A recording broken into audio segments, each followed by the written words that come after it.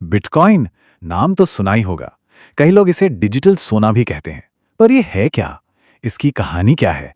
आज हम इसी सफर पर निकलेंगे।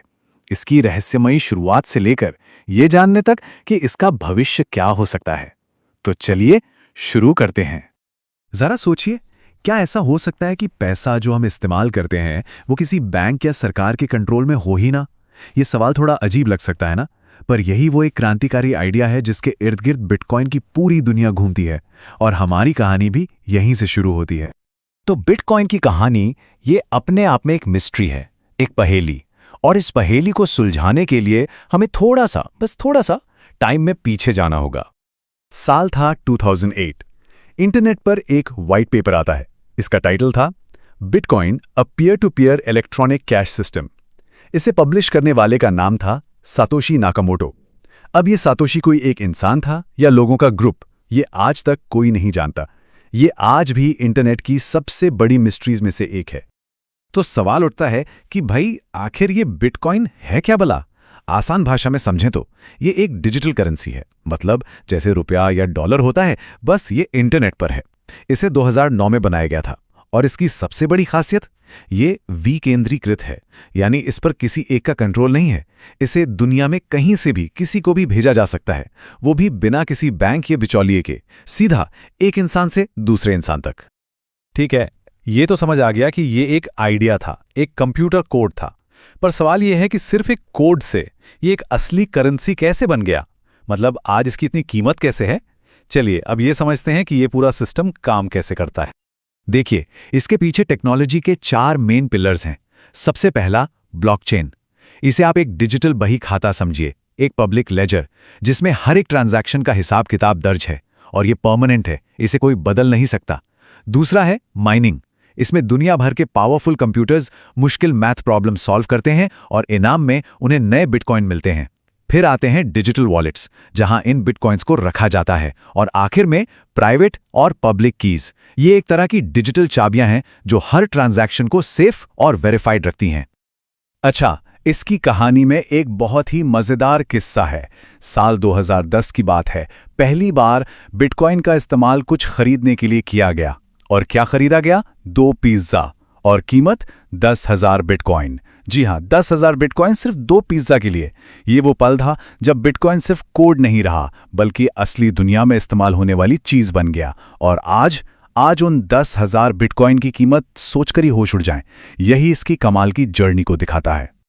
और उस पिज्ज़ा ट्रांजैक्शन के बाद जो हुआ वो किसी रोलर कोस्टर राइड से कम नहीं था। बिटकॉइन गुमनामी के अंधेरों से निकलकर सीधा मेन स्ट्रीम की सुर्खियों में आ गया। चलिए इसकी टाइमलाइन पर एक नज़र डालते हैं। 2009 में नेटवर्क शुरू हुआ। फिर आया 2017, जब कीमत अचानक उछलकर लगभग $20,000 तक पहुंच गई। बस फिर क्या था, पूरी दुनिया की नज़र इस पर टिक गई। 2021 तो और भी बड़ा साल रहा। अल सल्वाडोर नाम के देश ने तो इसे लीगल टेंडर यानी अपनी ऑफिशियल करेंसी ही बना दिया। और उसी साल बिटकॉइन ने अपना ऑल टाइम हाई बनाया, लगभग $69,000। और ये कहानी सिर्फ छोटे मोटे इन्वेस्टर्स की नहीं रही। अब मैदान में बड़े खिलाड़ी भी उतर आए। टेस्ला, माइक्रोस्ट्रैटेजी जैसी बड़ी बड़ी कंपनियों ने इसमें बिलियंस ऑफ डॉलर्स का इन्वेस्टमेंट किया। फिर आए बिटकॉइन ETFs, जिससे आम लोगों के लिए भी इसमें पैसा लगाना काफी आसान हो गया। और कॉइनबेस जैसे बड़े एक्सचेंजों ने तो मानो सबके लिए दरवाजे ही खोल दिए। अब बिटकॉइन की एक और बहुत जरूरी बात, इसकी सप्लाई लिमिटेड है। मतलब कुल मिलाकर सिर्फ और सिर्फ 21 मिलियन यानी 2 करोड़ 10 लाख बिटकॉइन ही बन सकते हैं, उससे एक भी ज्यादा नहीं। और कमाल की बात यह है कि इनमें से लगभग 19.7 मिलियन तो बन भी चुके हैं। ये जो लिमिटेड सप्लाई है ना, यही इसे खास बनाती है, ठीक सोने की तरह। इसीलिए तो इसे डिजिटल गोल्ड कहते हैं, क्योंकि ये महंगाई से बचाने वाला एक एसेट माना जाता है। तो बिटकॉइन की कहानी में चमक भी है और कुछ स्याह पहलू भी। मतलब इसमें वादे भी हैं और खतरे भी। तो चलिए अब सिक्के के दोनों पहलुओं को देखते हैं ताकि पूरी पिक्चर क्लियर हो। तो एक तरफ है इसके फायदे। ये डिसेंट्रलाइज्ड है, मतलब किसी सरकार या बैंक का कंट्रोल नहीं। सप्लाई लिमिटेड है तो इन्फ्लेशन यानी महंगाई का डर कम। लेकिन दूसरी तरफ हैं इसकी कमियां। इसकी कीमतें बहुत ज़्यादा ऊपर नीचे होती हैं, मतलब बेहद वोलाटाइल हैं। इसकी माइनिंग में बिजली की खपत बहुत ज़्यादा है, जो पर्यावरण के लिए एक चिंता का विषय है।